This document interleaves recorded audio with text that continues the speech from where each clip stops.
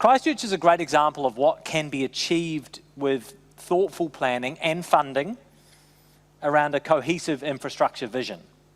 But man, what people in this city would have done to see things transform a little bit faster after 2011. And we should only hope that other cities in Aotearoa don't have to wait for a natural disaster to transform into resilient, thoughtful, thriving metropolises in the second half of this century.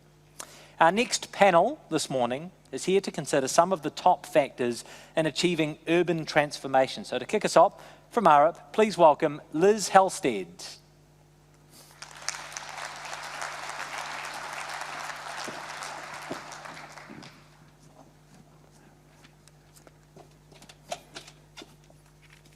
Tēnā koutou katoa, ko Elizabeth Halstead aho. First and foremost, I would like to thank and acknowledge Ngāi Tahu, who this whenua belongs to, and Infrastructure New Zealand for hosting this conference. Our session today is about achieving successful urban transformation and attracting infrastructure investment. I know we talk about it all the time, but today we're going to focus on examples. Urbanisation is one of our biggest challenges and our biggest opportunities. Last year we ran a session at Infrastructure New Zealand at the conference. We focused on some of the finance and funding tools, and I know PwC will talk further about that this afternoon. But today we want to run a session. We're going to have a video and a panel session talking about how we can look at local examples and international examples, about how we can start and how we can finish building infrastructure, and how we can use infrastructure as a catalyst for change. So now I'm going to introduce our panel today, and we're very lucky to have Duncan and Katja. So first I would like to introduce you to Duncan Edgehill. Duncan is the CEO of Altrac Light Rail, the organisation that financed, built and now operates Sydney Light Rail. Prior to Altrac, Duncan worked on the government side as the Director General of Major Projects Canberra, where he was responsible for overseeing planning and delivery of the ACT government's largest and most complex infrastructure projects across all sectors, including planning, procurement and delivery of the Canberra Light Rail system. He's also been involved with Canberra's public transport network and held many roles also in terms of investment banking and utility sectors in Australia, Europe and US. So welcome, Duncan. And now I'd also like to introduce our other panel member, Katja. Katja Leitz is a sustainable urban development professional with over 25 years' experience.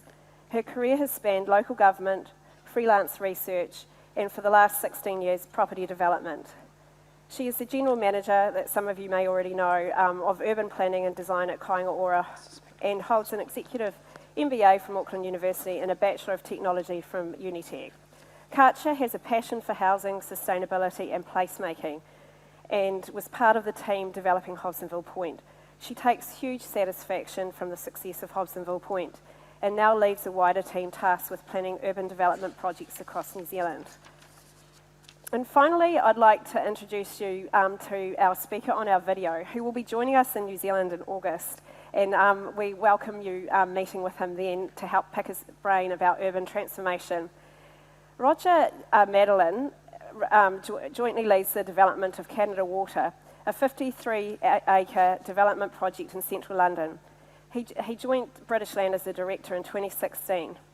Prior to joining British Land, Roger spent 29 years at Argent, where as the development director and CEO, he secured and led major projects in Manchester, Birmingham, the Thames Valley and the City of London, and where I knew and worked with him was on the King's Cross development.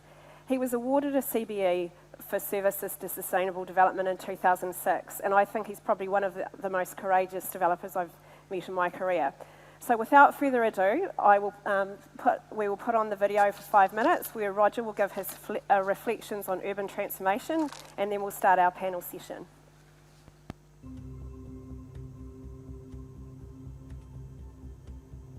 When you see King's Cross today, which is a fantastic example of, mixed kind of like high quality placemaking, huge amounts of activity, value, to compare it to how it was, 25 years ago, which was a part of London that was closed off. And people often talk about the placemaking being the kind of like the sort of the magic that makes King's Cross work.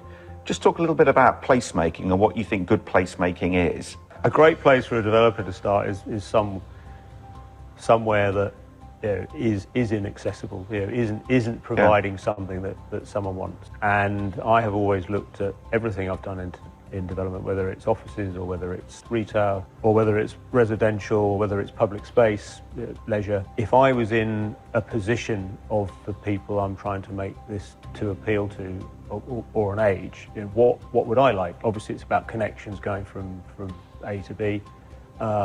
But if you can keep that as a theme, if you only have one theme, places where families with young children want to be and want to journey through and want to spend time, and they will go back. Now, of course, it works just as well for wheelchairs, it works just as well for old people. And surprise, surprise, it works for everyone in between. People said, yeah, but kids and business, that doesn't necessarily go. And I said, why can't we make new public spaces? Why can't we put why can't we do fountains? Why can't we put restaurants under office buildings?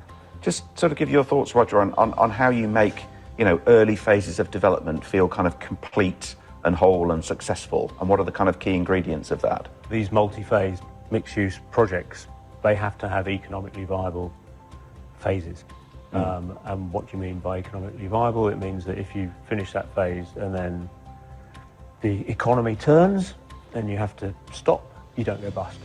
When you ask yourself the question, if I do stop after that phase for 6 months, for a year, for 2 years, for 3 years, is it still something that's going to work on its own? What are the opportunities for somewhere like Auckland that's looking to invest in a major rapid transit system on the basis it can kind of help shape the city for the next generation? Once you've got public transport and you can get lots of people there, businesses that like lots of people, like cafes, bars, restaurants, cultural uses, entertainment venues, leisure set, they can establish because they can see that they're going to get their customers there, and you have something called virtuous density, where lots of things you want for lots of periods of your week, of your month, of your life, are really convenient because there's enough people to make them all work. So that density can offer all of those things that to me would make my life much better and for a lot of people much more affordable. So close your eyes and think what you want this new piece of Auckland to be like. And if you kind of wake up and you go, it's just like the other bit of Auckland over there that's got cul-de-sacs and cars on the drive and no more than 2 stories, well, we probably need to get you to close your eyes again, don't we? And shake you up a bit. Not because that's not right, but it's not right in urban areas, and urban areas are very important for all of us because we've all been using a lot too much land, and urbanisation is the biggest challenge and the biggest opportunity we have over the next few decades. And in Auckland, we're right at the start of this kind of journey, so planning a route, identifying stations, and that sort of partnership between the kind of government, the national, city government, the different government agencies involved in planning transport, but also developers, landowners, investors coming forward to help kind of deliver. Just talk a little bit about how important that partnership is and what the sort of, perhaps what a good model of that looks like. Open, creative dialogue is very important. You will not find a developer that has got all the answers. You need a good chair kind of person that can listen to all of this. Someone needs to pull out a theme and say, on balance, we've heard this, we've heard that, and there is this theme that these kinds of uses and these kind of value increases will happen. But again, it's a little bit unpredictable. We never knew Google would want to put their European headquarters at King's Cross. When we started King's Cross, they'd only just come out of the garage. Facebook didn't exist. The iPhone didn't exist. So you have to create the fundamentals. You've got great transport, you've got great connectivity, you've got great public space, and here are development plots, here are city development opportunities that over the course of time can respond to interesting ideas that make money, that are economically viable. A lot of food for thought. So Duncan, reflecting on that, how important is the role of major infrastructure projects in acting as a catalyst for wider urban regeneration economic growth and creating a better quality of life for communities. Can you give examples where you've seen this happen effectively? Absolutely. Government investment in major infrastructure projects is absolutely vital to attracting urban regeneration and attracting investment in urban regeneration and property and businesses and so forth. And I can point to two examples where the way that major infrastructure projects do that is not only through the infrastructure project itself that transforms the urban realm, but also how it attracts property investment. And the two examples which I've been personally involved in, which I can point to, are Canberra Light Rail and Sydney Light Rail, where if I start with Canberra Light Rail, if you actually look at the business case for the Canberra Light Rail project, it's a transport project, but actually when you read the business case, you can form a pretty solid argument that actually it's an urban renewal property project underpinned by transport. And the proof is in the pudding. I think when we were actually in the delivery phase of Canberra Light Rail, and we'd have dignitaries in Canberra and we'd drive them up and down Northbourne Avenue to show them what was happening with the build phase, what was really striking was not just the amount of work that was happening where we were building light rail in the median, but more so all the work that was happening through private developers in the verges all along Northbourne. Indeed, one of the first private developments that happened in that corridor, the developer was very clear that they were there because the government had made a commitment to light rail. They bought the property because of that, and they developed it in the way that they did because light rail was going to be there. And indeed today you only have to read the real estate ads, commercial or residential, and invariably top of the list is close to light rail stop. That's Canberra. Sydney Light Rail is perhaps an even more striking example. I mean, the raw numbers are that since the New South Wales government committed to building Sydney Light Rail, there's been more than $35 billion of private development in the corridor. So the investment that government has made has been returned more than tenfold in terms of what the private sector has then come in and done. But the less tangible thing, the harder thing until it's actually done, is to see how it can actually transform the urban realm and serve as a template for the private developers. So I've got some pictures which I left it very late in the day to develop these pictures, so they're purely the efforts of my Googling, but I'll let the people scroll through them. The left is what George Street looked like before light rail, and right is after light rail. George Street was effectively a traffic sewer for diesel buses before light rail. And it's not anymore. In fact, when I came into the role in Sydney Light Rail and was out meeting and greeting people, one of the things that struck me is the very first thing that people will more often than not say to me is, isn't it great what light rail has done to George Street? So I think they're both great examples of how both the project itself can transform the urban realm but also attract investment. But the key to it is government has to go first with the major infrastructure. Thank you, Duncan. Kachi, do you have any further reflections on that? One of the reflections I had listening to Roger talk and also just hearing Duncan talk there is just really the importance of putting people at the centre of our thinking when we think about those projects, because quite clearly if places don't work for people, they won't work commercially. And I think the thing that I would add is that talking with the communities and the neighbourhoods that we work with, the message is really consistent. What people want isn't, it's not that difficult, it's not that complicated. They really just want to live in places that work for them and that are they're really focused on the next generation. They want access to education and employment for them and their children, and they want to be able to get around safely and easily. And they want their children to be able to afford to live in those places that are well connected when they grow up. So I think putting the people at the centre of our thinking is really critical to what we do. That's fantastic. And just building on that, how important is continuity, certainty and confidence for delivering good urban development and infrastructure? In my view, it's mission critical. People need confidence to invest their capital, otherwise nothing happens. So all the projects that we are talking about, whether it's light rail projects in Australia, Auckland Light Rail, the projects that we've been involved with at Kāinga Ora, are too large for a single player to do them on their own. And for people to work well together, there needs to be a strong vision. In my mind, there needs to be a credible plan. And most importantly, there needs to be confidence that that plan will be executed. So what I was going to put up on the screen, if someone could put up the first slide, is a picture of Hobsonville Point in 2006. If we could get the slide up. So the point I really wanted to make with this slide is it's just a paddock. You know, a really well-located paddock with some great old buildings and some mature trees and some good coastline. But it was completely unknown to Auckland. It had been locked up because it was an air base. People didn't know it was there. It was inaccessible. And if you go to the next slide, fast forwarding 17 years, that's what Hobsonville Point looks like now, and no doubt many of you will have been there. A couple of new schools, a third one planned, more than 4,000 homes when it's complete, 20% of those at affordable price points, loads of apartments, something that people repeatedly told us we were completely insane to even think about, a retirement village, high levels of amenity, strong sense of community, non-residential uses such as shops, hospitality, a co-working space, one of our offices, a new ferry connection into downtown Auckland. Sort of in summary, one of Northwest Auckland's most desirable suburbs. And in my mind, this all happened because there was confidence that it would.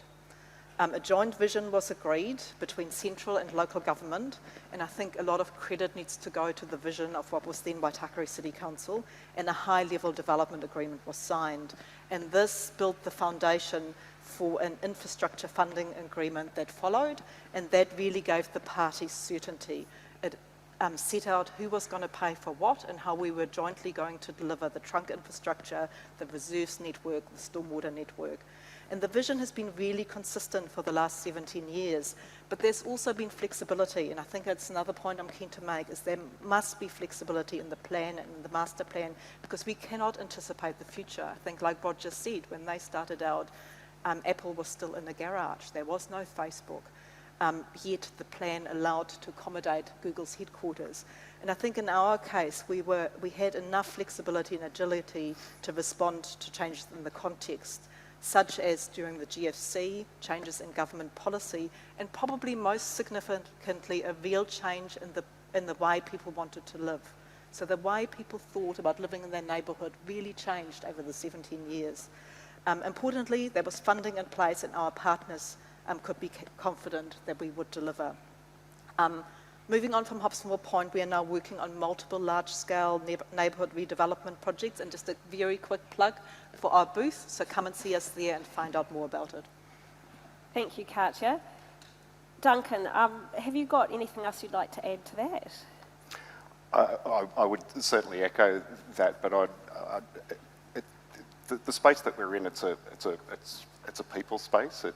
This is a contact sport that we're in, and the practicalities of it all is that there are people, when they're looking to make investment decisions, who will sit around a table. They've got not only limited money resources, but they've got limited people resources. There's a lot happening not only in New Zealand but in Australia.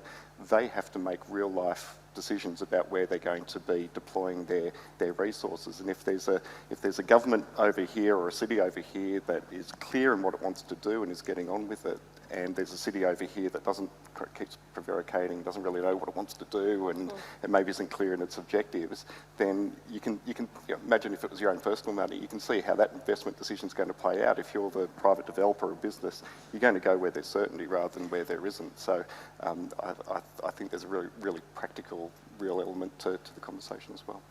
And just building on that, what do you think the key ingredients are to attract investment? Yeah, it's probably been said 20 times already today, but get on with it. Actually commit to it. From a government perspective, set a program and stick to it.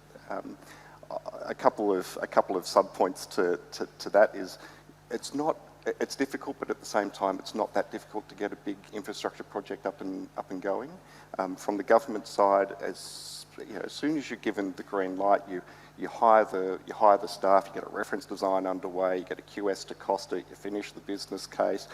In parallel, you're drafting the procurement documentations, you get a lawyer on board, you draft the contract, and then bang, off you go. But the real kind of secret and the source there is actually making some decisions as you go along, because as we were talking about before we came on stage, no decision by itself is a decision, and invariably it's not the right decision. So I think what's important for the New Zealand infrastructure sector is certainly not to be kind of garnering a reputation as a place where there's great infrastructure ideas and then they get talked about for years and years and years, and then they go to the infrastructure graveyard. That's not good for the country. It's not good for the community. There's people who actually have to live in these cities. And on that, probably the other little sidebar I'd note is that be wary of being caught in business case world. Certainly in Australia, there's sometimes I think an over-reliance upon the BCR as a kind of magic number that will tell you whether you should do a project or not. I think you can get stuck in that world, and I don't think it's a magic answer because but the economics of it look fantastic when there's a really critical, terrible problem in your city and infrastructure's coming to the rescue to save it. But we're real people. Who of us wants to live in a city that's actually got to that terrible state in the first place? I think in terms of getting on with infrastructure projects, there comes a point where you've just got to kind of almost go with your gut and bite the bullet and just get on with it. So certainly that point, getting on with it. I would also note it's important to be clear in your vision and objectives when the government's developing a project. The private sector will come in and will do a great job in delivering for you, but at the same time, they're not mind readers.